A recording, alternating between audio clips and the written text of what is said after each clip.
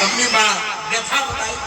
व्यथा यही है कि हमारे आचार्य जन भी अध्ययन नहीं करते हैं शास्त्रों का जिस तरह से अध्ययन करना चाहिए। अध्ययन की कमी के कारण कोई भगत भीड़ से पूछ लेता है कोई शंका और वो अपने मन से बोल जाता है। कोई महिला पूछ लेती है कि एमसी पीरियड में भगवान की लड्डू गोपाल की पूजा करें कि न करें, सेवा करें कि न करें, तो बोल देते अरे लड्डू गोपाल तो गोपाल है, बच्चे को दूध है पीरियड में बनाते पिलाते।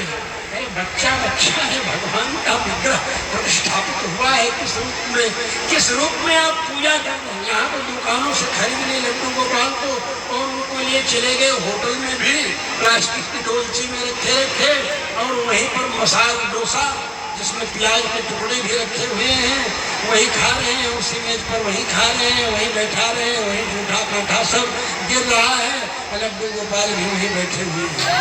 हर कौर भोग लगा करके खा रही है। एक कौर खाया, दूसरा कौर उठाया, उसको भी दिखा करके खाया, तीसरा कौर। अरे इतनी श्रद्धा क्या है भाई, ये भी कोई काम हुआ? जूठा खिला रही है अपनी। अरे बच्चे और महतारी तो एक साथ खाते ही हैं, मैं तो इनको अपना बेटा मानती हूँ। मान लेने से क्या हुआ, वो तुमको मानते हैं अपनी माँ की नहीं मानते हैं, भी तो जरूरी है ना। तुम्हारे मान लेने से क्या होगा, तुम्हारी भावना जब तक वहां तक नहीं पहुंचेगी तब तक तुम नकल करके तुम कल्याण नहीं कर सकते। नहीं तो कर्मा बाई थी जो बच्ची थी, जाट की छोरी, थाली भर कर लाई खिचड़ो, ऊपर घी की बाटी, जीमो महाराज श्याम धनी, जीमा में छोरी जाट। उसकी निष्ठा से वो भोजन नहीं जो खाई नहीं, उसका भाव था कि जैसे सब खाते हैं वैसे भी खाई। रोटियां तो खाती नहीं है, लेकिन उसके मन में था कि खाएंगे खाएंगे, और जब ये नहीं खाए तो मैं क्यों खाऊं, क्योंकि पिताजी कहें भोग लगा करके खा ले। तो ये नहीं, एक दिन बीता, 2 दिन बीता, 3 दिन बीता, 4 दिन बीता, हफ्ता बीतने को आया तो सिंहासन डोल गया। जगन्नाथ भगवान भागे भागे और खिचड़ी खाने लगे उसके सामने। ये भगवान का निष्ठा। तो कोई वेद मंत्र से भोग में नहीं लगा, लेकिन आप वेद शास्त्र जानने के बाद शास्त्र विरुद्ध है कि आप आदेश दे देंगे कोई बात नहीं, लड्डू गोपाल को बच्चा मानते हो तो इनसे पीरियड में भोग लगाते रहो, पूजा करते हो, ये भगवान को स्वीकार, ये भगवान नहीं स्वीकार कर सकते। लेकिन भोली भाली जाट की छोरी उसके खिचड़ी को खाने के लिए आ जाएगी, क्योंकि उन्होंने शुद्ध अंतःकरण से स्वीकार किया है भगवान के भोग लगाने की। शुद्ध अंतः विद्वानों को तो भगवान बाद में मिलते हैं, पहले तो भोले भाले लोगों को मिल जाते हैं। विद्वान तो निर्णय नहीं कर पाते हैं कि क्या है, किस रूप में है, तदनंतया विद्यते ह्यः, इस तरह से सोचने लगते।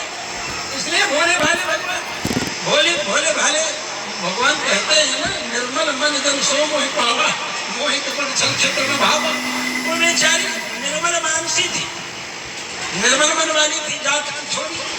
और उसने कहा भगवान जगन्नाथ भगवान, वहां तो जगन्नाथ भगवान के यहाँ तो कुछ नहीं, सब हम लोग भी, आप लोग भी बैठे थे साथ में, एक बार जगन्नाथ भगवान के यहाँ दाल भात साथ में बैठ के खाएंगे। तब फिर जगन्नाथ भगवान के यहाँ तो विशेषता, जगन्नाथ भगवान के यहाँ तो सब बराबर हो जाते, सब बराबर हो जाते। और जगन्नाथ भगवान आ गए, खाने लगे बड़े प्रेम से। जब खाने लगे तो उसने रोक दिया, बोले सबको ही खा जाएगा कि हमारे लिए भी छोड़ेगा, उसने भी 7 दिन से नहीं खाई, वो भी तो 3 दिन से नहीं खाई बेचारी। उसने कहा कि सबको ही खा लेंगे। भगवान वैसे आए जगन्नाथ मंदिर में, पुजारियों ने देखा कि भगवान के हाथ में खिचड़ी लगी हुई। हम लोग तो दाल भात बनाते, माहौर बनाते, बेसर बनाते, यहाँ खिचड़ी लगी, आश्चर्य। तो भगवान ऐसे भक्तों को प्राप्त हो जाता।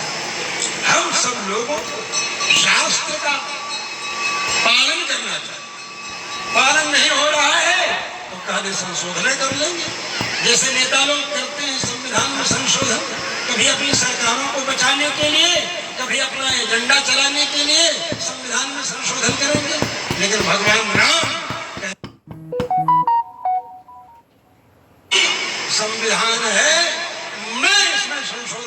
हो सकता। जब वैदिक संविधान के अनुसार शासन चलता था उस समय समग्र भूमंडल पर शासन रहता था भारत के चक्रवर्ती सम्राट का। इसीलिए जब बाली ने भगवान राम से कहा विषय अगर आपके विषय में, राज्य में, अगर आपके नगर में